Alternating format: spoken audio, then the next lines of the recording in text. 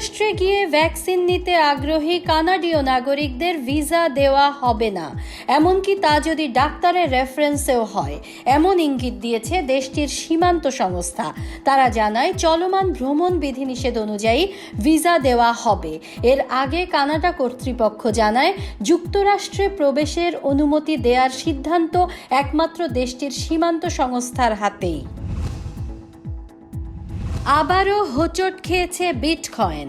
দাম কমে $40,000 এসে দাঁড়িয়েছে, যা গেল মাসে রেকর্ড $64,000 ছাড়িয়েছিল। চীনে ক্রিপ্টোকারেন্সি নিষিদ্ধের ঘোষণার পর এমন পরিস্থিতি বলে জানিয়েছেন বিশেষজ্ঞরা। বর্তমানে বিটকয়েন সহ সব ক্রিপ্টোকারেন্সির বাজার মূল্য প্রায় $2 ট্রিলিয়ন।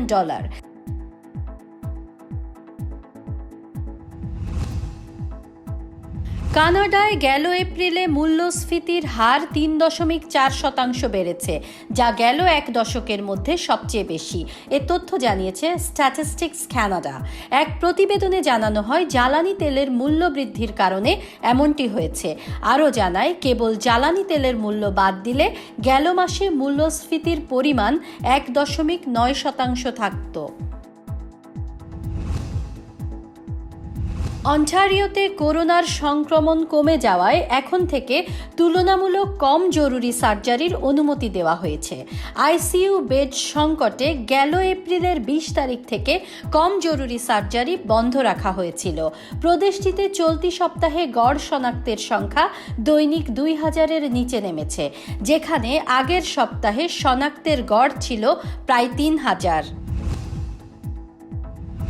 করোনাকালে ভ্রমণে বিধিনিষেধ থাকায় 2020 সালে পেট্রোলের ব্যবহার 2019 সালের তুলনায় 15% কম হয়েছে। এক প্রতিবেদনে এ তথ্য জানিয়েছে দ্য ফেডারেল রেগুলেটর। এতে বলা হয় পেট্রোলের ব্যবহার তলানিতে ঠেকে যায় গেল বছরের এপ্রিল মাসে। এ সময় জেট ফুয়েল এবং ডিজেলের ব্যবহারও কমেছে একইভাবে। তাইওয়ান প্রণালীতে অস্থিতিশীলতার জন্য যুক্তরাষ্ট্রকে দায়ী করেছে চীন। ওই প্রণালীতে আবারও মার্কিন যুদ্ধজাহাজ পাঠানোর একদিন পর এই হুঁশিয়ারি দিয়েছে বেইজিং। সম্প্রতি চীন ও প্রতিবেশী তাইওয়ানের মধ্যে উত্তেজনার পারদ বেড়েছে কয়েক গুণ। এদিকে দক্ষিণ চীন সাগরেও সামরিক তৎপরতা বাড়িয়েছে যুক্তরাষ্ট্র।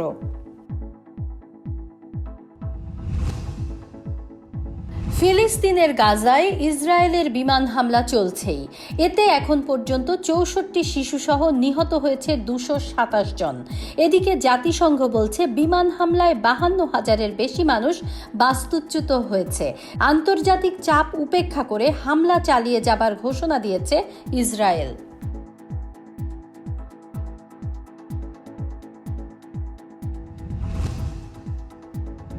করোনা মহামারীতে এমনিতেই বিপর্যস্ত ভারত।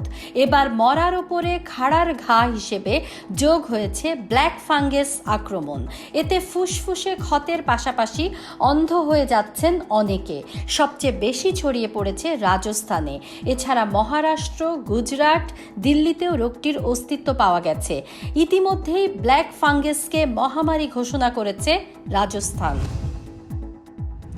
বাংলাদেশে সাংবাদিক রোজিনা ইসলামকে গ্রেফতারের ঘটনায় উদ্বেগ প্রকাশ করেছে জাতিসংঘ এবং বেশ কয়েকটি মানবাধিকার সংস্থা। বাংলাদেশের স্বাস্থ্য খাতের দুর্নীতি সবার মাঝে প্রকাশ করায় তাকে গ্রেফতার করা হয়েছে বলে অভিযোগ সংস্থাগুলোর। এদিকে জড়িতদের বিরুদ্ধে ব্যবস্থা নিতে বাংলাদেশ সরকারের প্রতি আহ্বান জানিয়েছে SAHR। চলতি বছরেও হচ্ছে না এশিয়া কাপ। গেল বছর পাকিস্তানে টুর্নামেন্টটি হওয়ার কথা থাকলেও করোনা ভাইরাসের কারণে বাতিল হয়। এছাড়া আবার কখন হতে পারবে তা নিয়েও আছে শঙ্কা। 2023 ওয়ানডে বিশ্বকাপের আগে আর এশিয়া কাপ হওয়ার সম্ভাবনা নেই বলে জানিয়েছে আয়োজক সংস্থা।